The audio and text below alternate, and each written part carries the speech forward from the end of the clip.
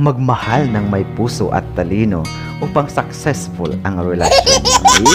Curious ka ba kung emotionally immature ang jowa mo? Kadalasan, pag nagkaroon tayo ng misunderstanding sa partner natin o nag-aaway kayo o pasaway ang jowa mo, malimit sinasabi mo na immature siya. Ngunit ano ba talaga ang basihan pag sinasabing immature or emotionally immature? Porque ba't hindi mo nagustuhan ang mga desisyon o kinikilos at mga sinasabi ng jowa mo ay masasabi mo na agad na immature siya? Well, lahat ng bagay ay may basihan. Ngunit sa pagiging isip bata or emotionally immature, ano-ano ba ang mga signs?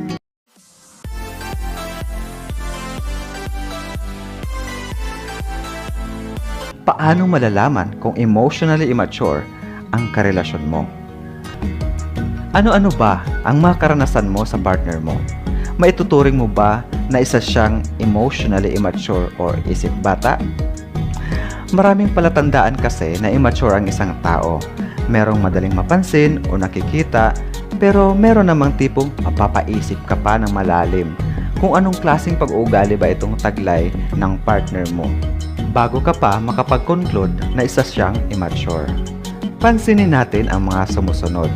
Una, mahilig manisi. Yung tipong kagagawan niya kung bakit pumalpak, ngunit pilit niyang ibinabato sa iba ang sisi. Hindi niya matanggap ang pagkakamali niya, kaya naghahanap ng taong masisisi. Imbis na solusyonan ang problema, walang ibang lumalabas sa bibig or bukang bibig kundi paninisi. Kasama na rin dito yung ugaling tinatawag nating hugas kamay para makalusot sa problemang nagawa o kinasasangkutan nila.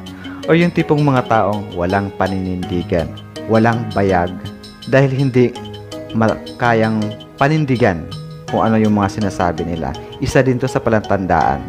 And then, yung padalos-dalos pero pumapalpak at ayaw matanggap na siya ang dahilan sa tuwing nangyayari ang kapalpakan na ginawa niya. Kaakibat na rin dito ang pagiging irresponsable dahil sa mga kagagawan niya na hindi talaga angkop sa edad niya, kaya immature siya. Kaya din tayo nagiging immature or yung partner mo nagiging immature dahil nga masyado pang bata. Diba? Wala pang experience. Pangalawa, nagagalit pag pinagsasabihan. Hindi nila matanggap na pinagsasabihan o sinisita sila pag hindi tama ang ginagawa o desisyon nila sa buhay. Kadalasan, ayaw tumanggap ng pagkakamali. Diba? Ang taas ng pride, ayaw nilang pinagsasabihan sila dahil napakataas ng pride nila.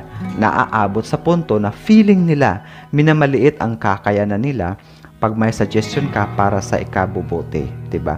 Kadalasan gusto nila na sila ang laging tama, kahit klarong-klaro naman na kapalpakan ang ginagawa nila. Sila yung mga demanding at walang pakialam sa nararamdaman ng iba kahit nakakasakit na sila. And then, kakambal nito ang pagiging selfish or makasarili. Ayaw tumanggap ng suggestion kasi feeling nila mas magaling sila sa iba. As what I've mentioned earlier, ganun yung mga ugali nila. Kagaya na na-mention ko ngayon. Sarado din ang utak nila sa mga suggestion at explanations, di ba? Kasi nga, sila yung mga tipong feeling nila kasi minamalit. So, ayaw nila na pinagsasabihan sila. Pangatlo, walang isang salita. Sila yung mga taong mahilig mangako, ngunit laging napapako. Pero dahil ugali na nila ang ganon, hindi na nila napapansin na lagi nila itong ginagawa. Sila yung mga taong paasa, o diba? Pero dahil ugali na nila ang ganon, hindi na nila napapansin na lagi na nila itong ginagawa, ang pagiging paasa, o diba?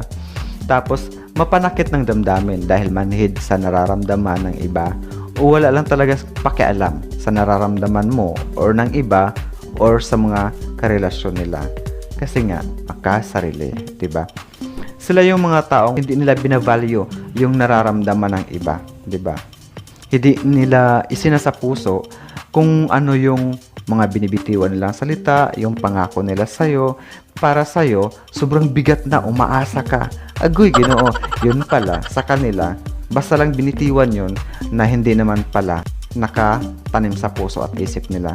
Pagdating ng araw or panahon, yung inaantay mo, wala, nga ka. Sila parang wala lang, kaya stress ang aabutin mo. Pang-apat, hindi pinag-iisipan. Kadalasan sige lang ng sige. Hindi nila iniisip kung anong maaring kalalabasan or ikabubuti ba ito or makakasama. Hindi pinaghahandaan ang mga bagay-bagay.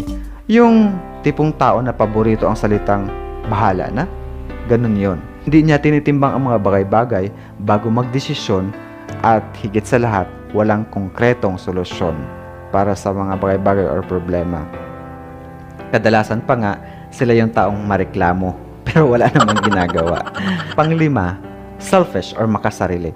Laging sarili ang iniisip, hindi baling makapanakit. Basta makuha lang ang gusto nila. Laging iniisip kung ano ang makukuha o mapapala nila bago ka patulungan. Tapos mahilig pa manumbat sa mga bagay na naibigay na. Tapos palaasa pati sa iba. Ika nga nila, walang forever sa panahon ngayon. Siguro dati, sa panahon ngayon, ang forever na lang ay ang changes. Diba? As what I've said earlier, naiilan lamang yan sa mga signs na immature ang karelasyon mo. So, maaaring yung iba, naranasan mo na, yung iba hindi pa. Para sa iba, hindi naman big deal sa isang relasyon kung immature or ang karelasyon mo. Mahalaga daw is mahal kanya or mahal mo siya or mahal ang isa't isa. Pero laging tandaan na kaya walang tumatagal sa relasyon kahit gaano pa kamahal ang isa't isa sa kadahilanan na immature ang partner nila. Kasi pag immature kasi ang isang tao, kadalasan mahirap ito pakisamahan dahil maiksi ang pasensya at hindi open-minded. Laging tandaan na kahit gaano mo pa kamahal yan, kung lagi naman kayong hindi magkakasundo na nauuwi lagi sa bangayan, ay maging dahilan ito sa hiwalayan. Kung napapansin nyo, karamihan sa mga immature ay sa mga teenager. Kasi nga, lack of experience sila. Tapos, sila yung mga hindi pa masyado nakapag-adjust. Kaya karamihan sa mga maaga nag-asawa ay nauuwi agad sa hiwalayan. Kasi nga, masyado pa silang bata or immature pa kung mag-isip. Mo nagiingon nga, kauban ra na sa bahalag saging basta labing. Unya lagi, wala na sulod ang kaldero kay manlupad naman. Pag nagutom kay mawala naman ang labing-labing. Kaya mainitin man ang ulo kapag gutom na, so wala ding mangyayari. Kaya dapat lahat ng bagay ay pinag-iisipan. Huwag magpadala sa bugso ng damdamin. Hindi lang basta mahal, lalo na sa panahon ngayon, kasi dapat talaga you have to weigh the situation based on reason and not on emotion. Kasi kung puro emotion lang, hindi ka nag-iisip, ay mahirap yon. Mo nagiingon nga, ayaw yun patintal sa gugmang nag-uros-uros sana sa uros sa pinirito sa kaha. Kaya na, wala ba kayo pagmahay nga mag-una? Mao nga, dili maglanglang. Huwag magpadala sa mabulaklak na dila pag may kalandian ka. Kasi baka mapasubo ka or ma-fall. Huwag kang masyadong sunggab agad. Kilalanin muna para di magsisi sa huli. Huwag magpadala sa kilig kasi baka kilig re mo patay nimo. Sa isang relasyon, napakadali kasing pumasok, di ba? Pero napakahirap lumabas. Mao nga magpugong-pugong sa wag. Magpugong-pugong sa lamang sa gibati kung di pa kakaayos sigurado sa nararamdaman mo or hindi mo pa masyadong kilala ang isang kalandian mo o isang tao. Tandaan, hindi sapat na kilala mo lang sa pangalan. Dapat alam mo ang background niya at alamin mo ang ugali niya. Alamin mo kung pareho ba kayo ng pananaw sa buhay. Maganda kung pareho kayo ng hilig para hindi complicated ang relasyon. Kasi kadalasan kung hindi kayo pareho ng gusto, madalas nag-aaway. Kasi nga hindi kayo pareho ng gusto, hindi kayo pareho ng hilig, hindi niyo sinusuportahan ng isa. Kasi nga, opposite ang gusto niyo. Opposite kayo ng ugali, opposite kayo ng gusto. Nawa dyan mahitabo, mag-away, gazun mo, naman lupad lagi. Buwag. Magpilakilak na ba tayo, no?